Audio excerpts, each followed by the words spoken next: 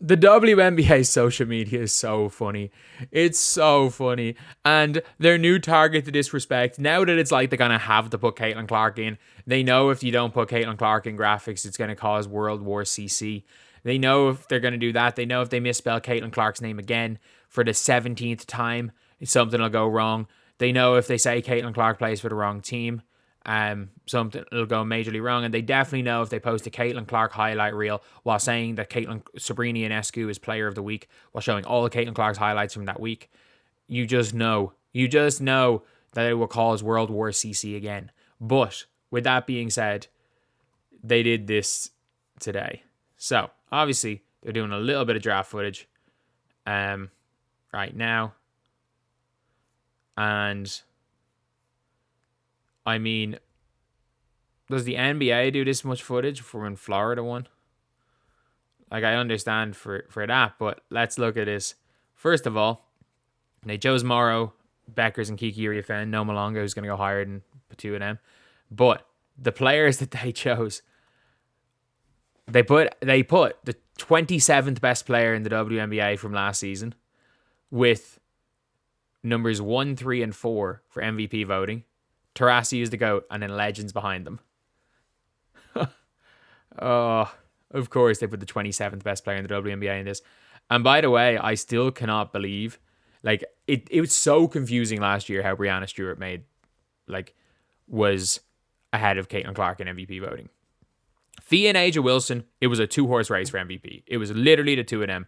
Aja getting MVP, no problem. I would have had Fee, but no problem with Aja getting MVP. She was unbelievable.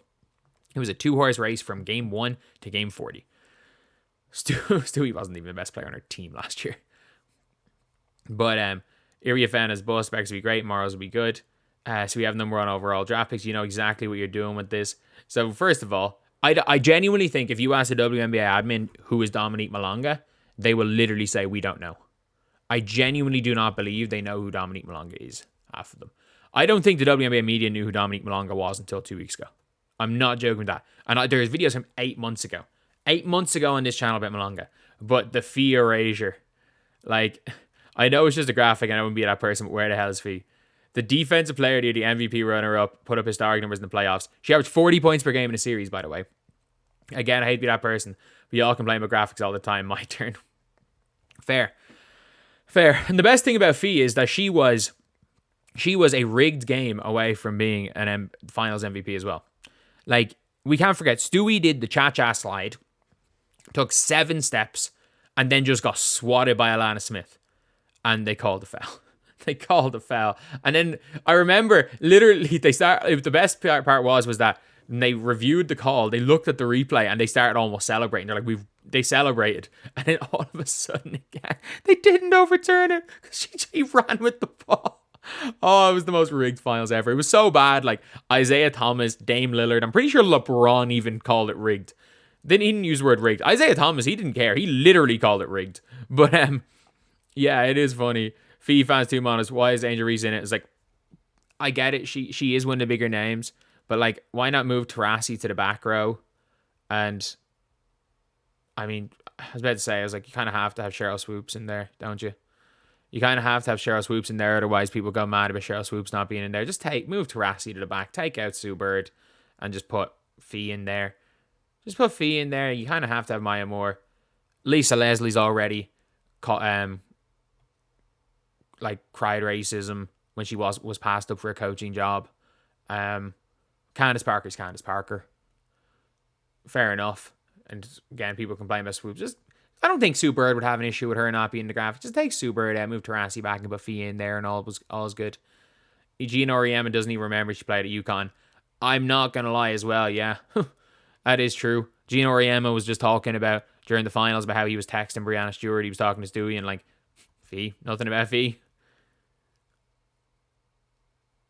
Let's absolutely beat those people. How do you not market arguably the best player in the league? Yeah, I actually agree with that. Like, you kind of have to market the best player in the league. Not only the best player in the league, the best player in the league that hasn't. And by the way, I don't think Stewie's done anything to really piss people off, but like, the best player in the league that's not pissed off half of the fans in the league. that hasn't sent freaking hate waves towards 22-year-olds, that hasn't like done anything to put the freaking league into disrepute. Not even league itself into disrepute, but just put women's basketball in general into that point. And you've just taken her out. You've probably got the best ambassador for the league because no one hates Fee. The only people that hate Fee are Asia fans because Fee rightfully won Defensive Player of the Year, and they tried to use Hassan Whiteside-nomics to put Aja Wilson as a Defensive Player of the Year. As a Miami Heat fan, I know good and well accounting stats, and Hassan Whiteside-nomics is not good. Is not defense. If you watched games, Aja Wilson stood under the damn basket and didn't guard anybody. She didn't guard anyone. She just stood under the basket. But yeah, it's mad. It is mad. Like, the lack of hype towards Napheesa Collier from the damn league itself is crazy. And she's someone that is good, not only good enough, she's been in the league long enough. She's like one of the faces of the league, one of the head people in the WNBA, set up unrivaled. There's no reason to not promote Fee. And again, I don't think there's anyone that dislikes Napheesa Collier. Like, I genuinely don't. And obviously, look, I don't think she's like someone that's going to be popular enough to go and get a signature shoe with Nike or anything. But, and you got to show Fee some love. She's a hooper.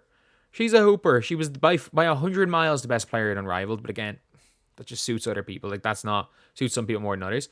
I'm pretty sure she was EuroLeague Final Four MVP last year. She had the best calendar year of 2024 of any female basketball player. She went EuroLeague Finals MVP to second in MVP.